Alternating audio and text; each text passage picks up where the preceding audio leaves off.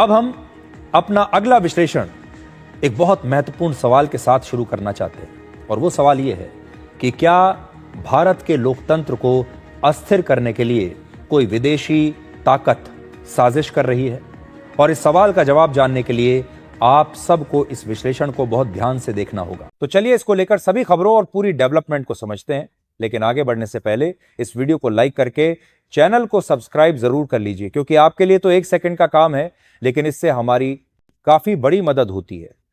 विपक्ष ये narrative set करने में जुटा हुआ है कि हमारे देश की चुनाव व्यवस्था सही नहीं है, हमारे देश के चुनाव ईमानदारी से नहीं हो रहे और हमारे देश में चुनावों में वोट चोरी करके सरकारें बन रही हैं। चुनाव आयोग विपक्ष के खिलाफ सरकार के इशारे पर काम कर रहा है, यह विपक्ष आरोप लगाता है। विपक्ष ने और राहुल गांधी ने, अगर आपने देखा होगा हाल के कुछ वर्षों में, सरकार और लोकतंत्र के जितने भी इंस्टीट्यूशंस हैं सबको बदनाम करने का काम किया है, ताकि देश के लोगों को किसी पर विश्वास ना हो, ना चुनाव आयोग पर विश्वास हो, ना सीबीआई पर विश्वास हो, ना ईडी पर विश्वास हो, ना किसी और दूसरी एजेंसी पर विश्वास हो, ना अदालतों पर विश्वास हो।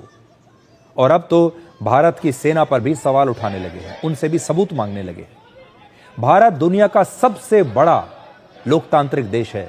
हमारे देश में लगभग 100 करोड़ वोटर हैं, जो किसी देश में नहीं। हमारे देश का चुनाव दुनिया का सबसे बड़ा चुनाव होता है। हमारे लोकतंत्र की सबसे बड़ी ताकत उसके चुनाव है, जिनमें देश का हर व्यक्ति बिना किसी भेदभाव के वोट डालता है और उसे वोट डालने का अधिकार है। यह अधिकार उसे 5 साल में एक बार मिलता है और इस अधिकार का वो पूरी शिद्दत से और ईमानदारी से प्रयोग करता है। लेकिन अगर लोगों के दिमाग में मैच फिक्सिंग की तरह इलेक्शन फिक्सिंग का भ्रम पैदा कर दिया जाए तो लोगों का लोकतंत्र पर भरोसा उठने लगेगा, जिससे किसी भी देश की लोकतांत्रिक व्यवस्था बिखर सकती है। आज कई दक्षिण एशियाई देश चुनी हुई सरकारों को हटाने की एक प्रयोगशाला बन चुके हैं। कई देशों में हमारे आसपास इस तरह के प्रयोग हो रहे हैं। याद कीजिए, पिछले साल बांग्लादेश में छात्र आंदोलन के नाम पर हिंसा भड़काई गई, सरकारी भवनों पर कब्जा कर लिया गया और वहां की चुनी हुई प्रधानमंत्री शेख हसीना को बांग्लादेश छोड़कर भागना पड़ा। आज भी वो भारत में शरण लिए हुए हैं, वापस नहीं जा सकती। पूरी व्यवस्था बांग्लादेश की चरमरा गई।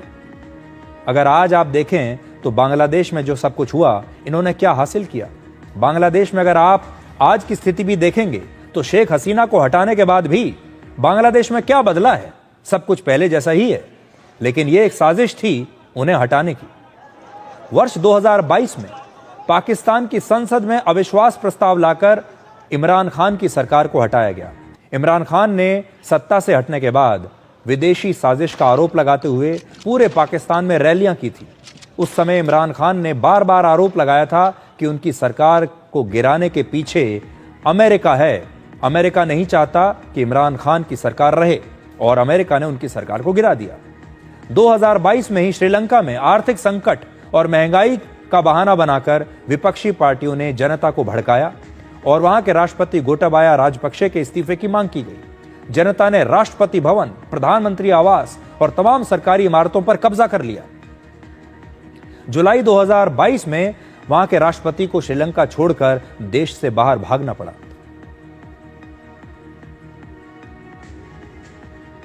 अब आप सोच लीजिए, क्या कुछ लोग ये चाहते हैं कि ये तस्वीरें आपको भारत में भी देखने को मिलें? क्या साजिश यही है? क्योंकि अगर हमारे देश के लोगों का विश्वास चुनाव से उठ गया, लोकतंत्र से उठ गया, तो जो विदेशी ताकतें हैं, जिनके साथ हो सकता है कि विपक्ष के नेता भी इस समय मिले हों, क्योंकि विपक्ष के नेताओं को किसी भी तरह से सत्ता में आना है। सारी जो पूरा जो संघर्ष है वो गद्दी को लेकर है। इसलिए अब आप कांग्रेस पार्टी के अध्यक्ष मल्लिकार्जुन खड़गे का ये सोशल मीडिया का पोस्ट देखिए। उन्होंने संसद के परिसर में विपक्षी सांसदों के विरोध प्रदर्शन का एक वीडियो शेयर किया है और इस वीडियो के साथ उन्होंने लिखा है, वोट चोर गद्दी छोड़। अब आप देख लीजिए, अब गद्दी छोड़ने की बात की जा रही है। गद्दी पर कौन बैठेगा? वर्ष 2014 के लोकसभा चुनाव में कांग्रेस की सरकार थी केंद्र में। कांग्रेस की सरकार केंद्र में रहने के बावजूद उस समय कांग्रेस को सिर्फ 19.5% वोट मिले थे और कांग्रेस को सिर्फ लोकसभा में 44 सीटें मिली थी। अगर कांग्रेस की ही सरकार थी तो कांग्रेस ने अपने लिए सीटें क्यों नहीं जीत ली? उस समय का जो चुनाव आयोग था वो किसके लिए काम कर रहा था?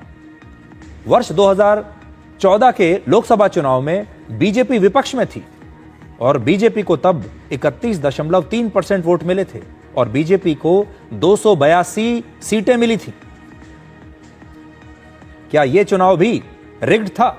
क्या यहां पर भी वोट चोरी की गई थी जबकि सरकार कांग्रेस की थी? इसी तरह से 2024 के लोकसभा चुनाव में बीजेपी को 36.9% वोट मिले और बीजेपी ने दावा तो किया था 400 सीट जीतने का, लेकिन बीजेपी को सिर्फ 240 सीटें मिली, बहुमत से भी कम। बीजेपी 240 पर अटक गई, बहुमत से 32 सीटें कम आई।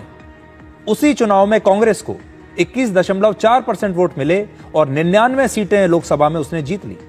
2019 के मुकाबले कांग्रेस के 47 सांसद ज्यादा आए।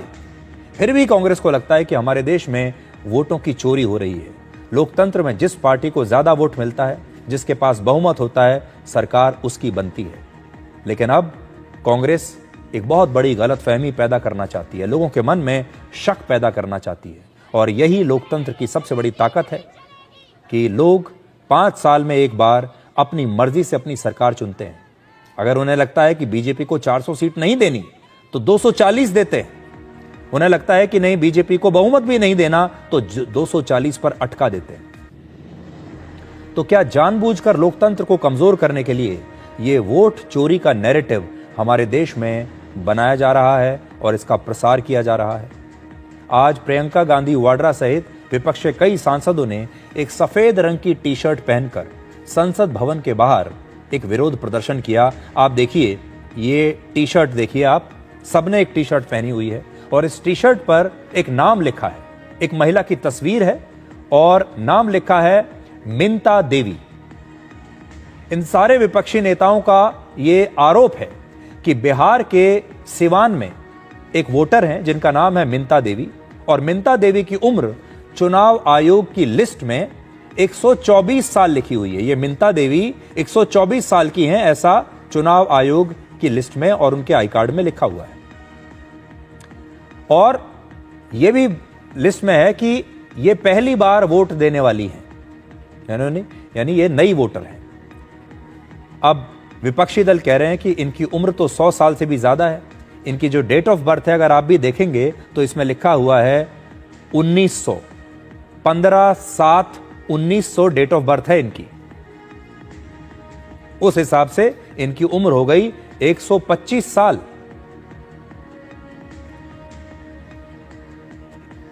अब चुनाव आयोग ने इस पूरी स्थिति को स्पष्ट किया है और चुनाव आयोग ने बताया है कि मिंता देवी की वास्तविक उम्र 35 साल है और उन्होंने अपने आवेदन पत्र में गलती से अपने जन्म का वर्ष 1990 की जगह 1900 लिख दिया था। यानी जहां 9 लिखना था वहां उन्होंने 0 लिख दिया, 1990 की जगह 1900 लिख दिया, जिसके कारण उनकी उम्र 124 साल दर्ज हो गई। और इसी गलती की वजह से, इस गलती को आप देखिए, यह बड़ी मामूली सी गलती है। अब सोचिए जरा, चुनाव आयोग की इस मामूली सी त्रुटि को विपक्ष ने इतना बड़ा मुद्दा बना दिया। ऐसा लगता है कि आज विपक्ष के पास और कोई मुद्दा नहीं है। और आज ही मिंता देवी ने खुद उनके नाम की टी शर्ट पहनकर प्रदर्शन करने वाले नेताओं पर सवाल उठाए हैं। मिंता देवी खुद आ गई हैं। मिंता देवी को शायद पहले तो पता ही नहीं होगा कि वो कितनी बड़ी सुपरस्टार बन चुकी हैं। मिंता देवी की टी शर्ट, उनकी चेहरे, उनकी तस्वीर लगाकर उनके नाम के साथ प्रियंका गांधी वाड्रा और इतने बड़े बड़े नेता उनके नाम और चेहरे की टी शर्ट पहनकर दिल्ली में खड़े हुए हैं, ये मिंता देवी को पता ही नहीं था। लेकिन अब उनका नया बयान आया है, आप जरा सुनिए। हमको पता चला 2-4 दिन पहले कि हाँ 125 साल की मैं हो गई हूँ। प्रियंका गांधी या राहुल गांधी मेरे कौन होते हैं? उनको अधिकार किसने दिया कि मेरे नाम का टी शर्ट, मेरे तस्वीर का फोटो लगा कर वो टी शर्ट पहने क्यों है? क्यों? कारण क्या है? वो कौन होते हैं? उनको अधिकार दिया है किसने? किसी का फोन आया किसी अधिकारी? नहीं, मेरे पास किसी का फोन नहीं आया है। अभी तो नहीं आया? 4 दिन नहीं। हो गया आपको। हाँ, 4 दिन हो गया। सरकार से क्या मांग करते हैं? हम सरकार से यही मांग करते हैं कि जो भी काम हुआ है हम उसका जिम्मेवार नहीं है। जो मेरा गलत एड्रेस है उस एड्रेस को सही किया जाए, बस यही जानती हूँ। मिंता देवी ने राहुल गांधी की चिंताएं बढ़ा दी हैं। ये मिंता देवी अब उनकी नई चिंता बनेगी और आज मिंता देवी का ये बयान राहुल गांधी तक जरूर पहुंचना चाहिए, प्रियंका गांधी वाड्रा तक जरूर पहुंचना चाहिए और ये सारे जो विपक्ष के नेता ये टी शर्ट पहनकर ये डिजाइनर प्रोटेस्ट कर रहे हैं एक फोटो शूट के लिए, वीडियो बनाने के लिए, फोटो खिंचवाने के लिए, सोशल मीडिया की रील्स बनाने के लिए, आज मिंता देवी का ये बयान इन तक जरूर पहुंचना चाहिए।